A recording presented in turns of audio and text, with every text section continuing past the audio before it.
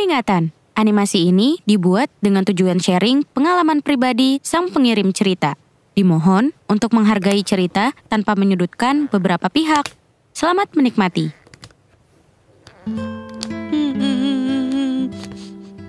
Cynthia kangen mama. Guys, maaf ya jadi sedih gini. Izinin gue buat ceritain tentang kehidupan gue setelah mama tiada. Jadi gini, nama gue Cynthia. Gue anak ketiga dari 3 bersaudara. Mama gue meninggal waktu gue kelas 7 SMP.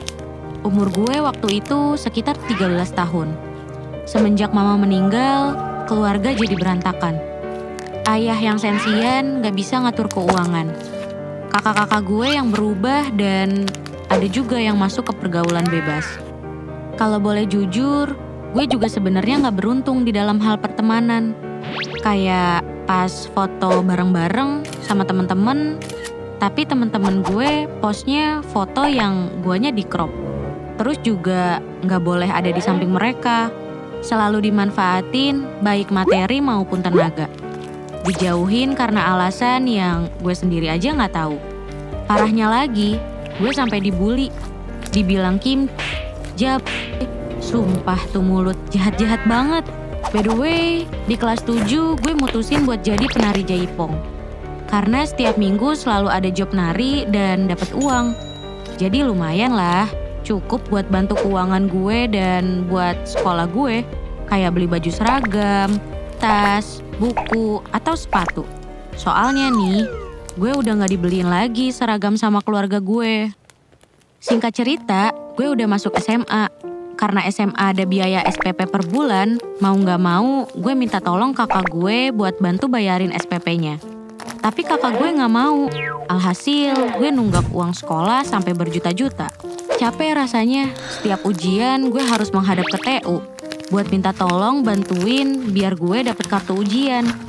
Dan itu juga terus berulang kali.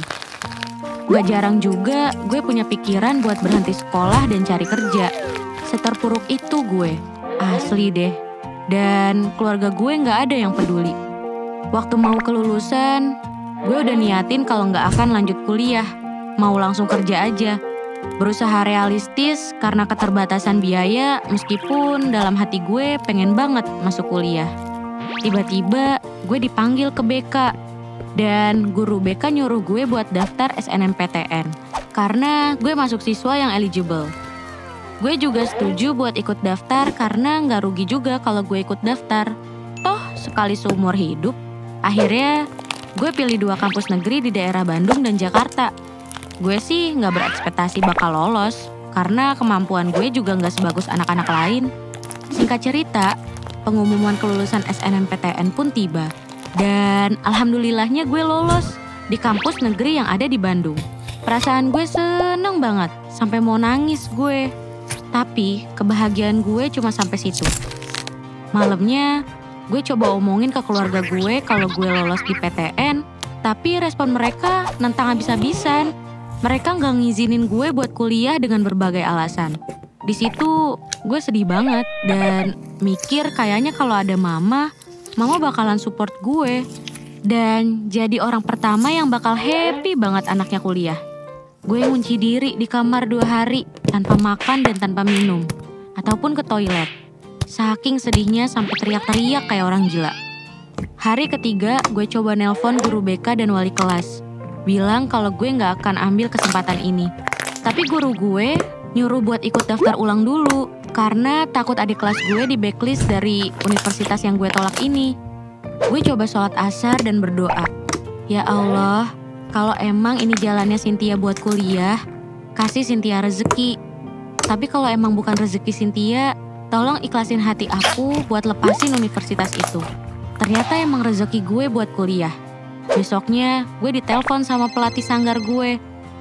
Kamu bisa kesini nggak? Saya ada rezeki nih buat kamu. Dan uang yang dikasih itu bener-bener gak kurang dan gak lebih buat daftar ulang ke PTN itu. So, gue diem-diem gak bilang ke keluarga kalau gue jadi ambil kuliah. Waktu semester 1, pandemi corona lagi tinggi-tingginya. Jadi, gue daring sampai semester 3. Jadi gak ketahuan tuh sama keluarga gue kalau gue kuliah. Tapi ya namanya sepintar-pintarnya orang menyembunyikan bangkai, pasti bakal kecium busuknya.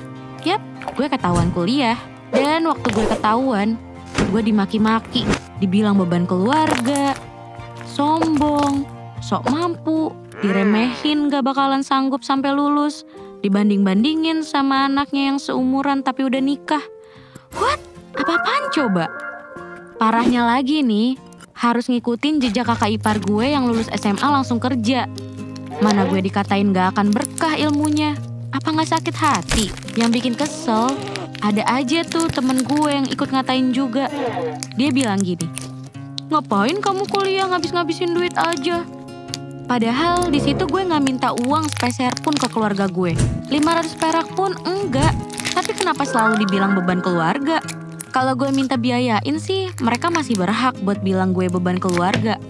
Lah ini, bayarin enggak, support enggak, maki-maki iya.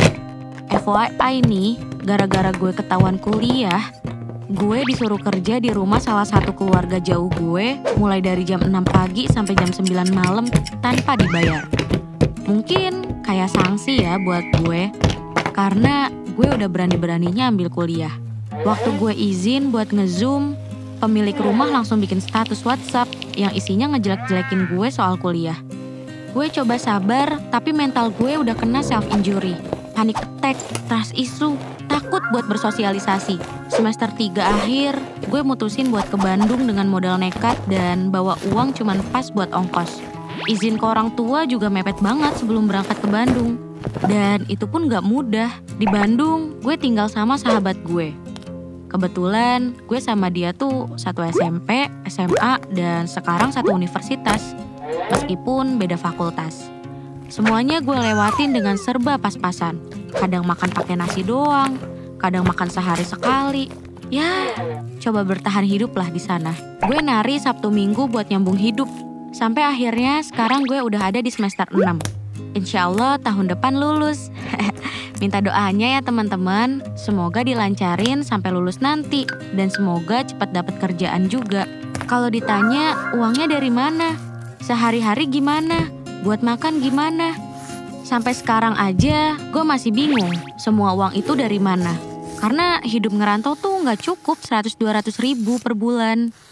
Intinya kalau niatnya baik, selalu ada rezeki dari tangan orang-orang sekitar kita. Tapi kalau ditanya, gue juga bingung jawabnya.